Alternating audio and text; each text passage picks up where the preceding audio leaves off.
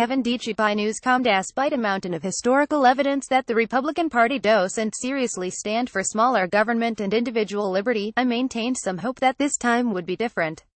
With the GOP's retaking control of Congress and the White House, I actually thought Obamacare could be repealed and maybe even replaced with free market healthcare reforms. But though the night is still young in terms of the GOP's latest return to power, Republicans have quickly demonstrated that I should have trusted my usual pessimism, because it's clear that they're not guided by any principled support for limited government. Though a few congressional Republicans sincerely believe in markets and freedom, the party is largely dominated by pretenders and outright statists. One need only look back to when Republicans last controlled Washington.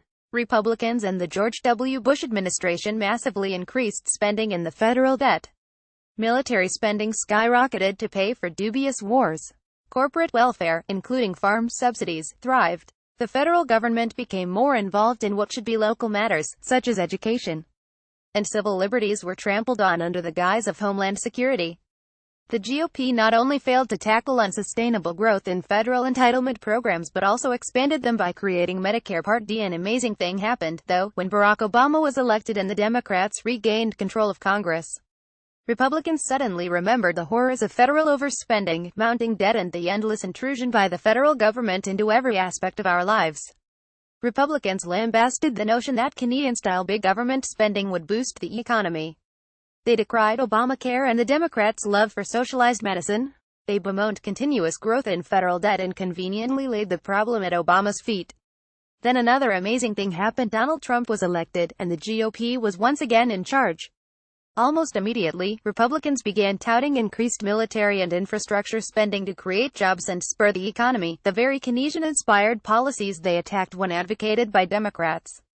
Even the small number of federal program terminations proposed by the Trump administration were too much for congressional Republicans.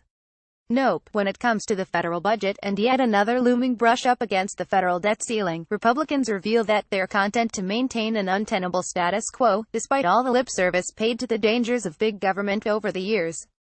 Yes, as part of the failed attempt to repeal and replace Obamacare, the GOP did include Medicaid reforms intended to slow the spending growth for the federal state entitlement program that provides health care for those with lower incomes.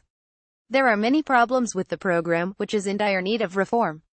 But the same can be said about Medicare and Social Security, which congressional Republicans, and Trump, for that matter, have made clear they want to touch. Remember then vice presidential candidate Paul Ryan's emotional attack on President Obama for allegedly cutting Medicare during the 2012 campaign. What about the GOP's supposedly bread and butter issue of tax reform? Regardless of how big or small the positive economic feedback to any tax cuts would be, the bottom line is that serious, permanent spending cuts must be part of the equation. But as we have repeatedly seen, Republicans are so unwilling to shrink the size of government that they already waved the white flag and are actively advocating a new source of revenue to pay for tax reform. Indeed, I fear that the recent fight over the inclusion of a border adjustment tax to generate revenues is only the beginning.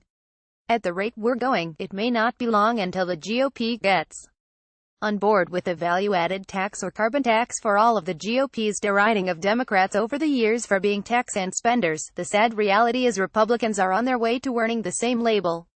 We might only be 6 months into the return of Republican rule, but it's already looking as if the second go-around of Republican control in Washington this century could end up being as disastrous, if not more, than the first one.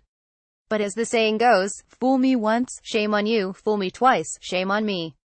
I don't intend to be fooled twice, and I hope I'm not alone.